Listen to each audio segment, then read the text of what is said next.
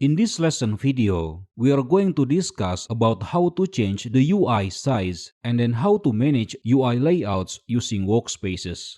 Blender's default UI size is actually easy enough to read and to work with if you have standard-sized monitor. But in some cases, you may need to make the UI size bigger. For example, if you are working on a very dense pixel per inch monitor. This happens to some of my students. To fix this issue, Blender actually comes with two features that can resize your UI elements easily. First is the display resolution scale setting. To access it, we can go to the Edit menu and then choose Preferences.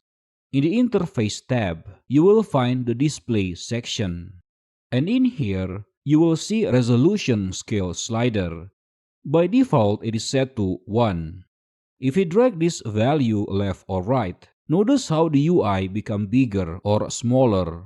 So this slider will affect all of the UI elements in Blender globally. Before Blender version 2.8 final release, after you make any changes up here, you need to click on this pull-down menu. Then you should click this Save Preferences button in here. Otherwise, all of the settings you have made will get reset back to the default when you close and restart Blender, okay? But since Blender 2.8 final release, you really don't need to click the Save Preferences manually again, because there is a new option in here called Auto Save Preferences. If this option is on, which is the default, every time you make changes in the preference window, the settings will be saved automatically. Another way of changing the UI element's size is by using shortcuts. But I must warn you guys that this method is not supported uniformly across different editors. Also, the changes happen locally and temporarily. To see how we can do this, first, we need to place our mouse cursor over the area that we want to resize. For example, I want to resize this Properties editor. So hover our mouse on top of the Properties editor and then press the plus key on the numpad to make the UI bigger and minus key on the numpad to make it smaller. As you can see, the changes happen only on the Properties editor and not affecting the rest of the UI. If you want to reset the size back to its default, you can press the Home key in the keyboard. Now, if you try to do this on the Outliner editor, it will produce different result. If we hover our mouse in here and then press the plus numpad button, we actually just expanding the object's hierarchy. Pressing minus numpad button will collapse them. If you use this method on the 3D viewport editor, this will zoom in and out the view instead. But 3D viewport has two additional UI panels. The left one you see in here is called the toolbar, and another one at the right side is called the sidebar. We cannot see it now because by default it is hidden. If you look closely at this area, you can see a small caret button. If you click on it, it will open the 3D viewport sidebar panel.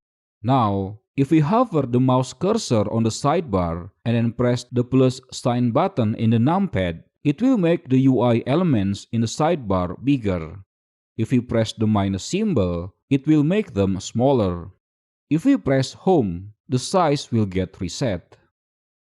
We can also do this on the toolbar. Plus to make it bigger, minus to make it smaller, and Home to reset it. Now, if you do this on the timeline, it will zoom in and out instead, okay? So to recap, the last method behaves locally and it works non-uniformly across different UI regions. Some may scale the UI, some may not. We have talked about workspaces briefly before, but we haven't explored them more in depth, such as how to create our own custom workspace. If you want to create your own workspace preset, first, you can click this plus button up here and then choose Duplicate Current. Or you can pick any of the Workspace tab, right-click and then choose Duplicate. By doing this, we will have a new Workspace tab. If you want to delete a workspace, you can right-click on the one you want to remove and then choose Delete in here. To rename a workspace, simply double-click on the name of it and then type a new name. For example, VD. Okay?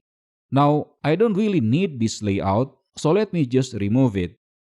From the earlier lesson, we know that these workspaces up here are the default workspaces exist in Blender. Now, what if we accidentally remove them? For example, I can right-click on the animation workspace in here and then choose Delete. If this ever happened to you, don't panic, because all of these default workspaces can be called again easily. To do that, click again on the plus button and then choose General category in here. We can see the animation workspace in here. If we click on it, the animation workspace is now back. Something that you need to be aware though when using workspace presets is that if you create a custom workspace preset, that workspace will only be available in your Blender file. Meaning, if you save the file and then later reopen it, the workspace will still be there. But if you open another file or start a new file, that custom workspace that you have created before will not be available. If you want to make your custom preset always be available whenever you start a new file in Blender, then you need to save your current Blender session as the default starting file. To do that, you can go to the File menu, Defaults, then choose Save Startup File in here, okay? Now I'm not going to do that because in this course, I want to make use the defaults as much as I can. By doing this, I hope the course will be easier to follow since we all have the same user interface layout.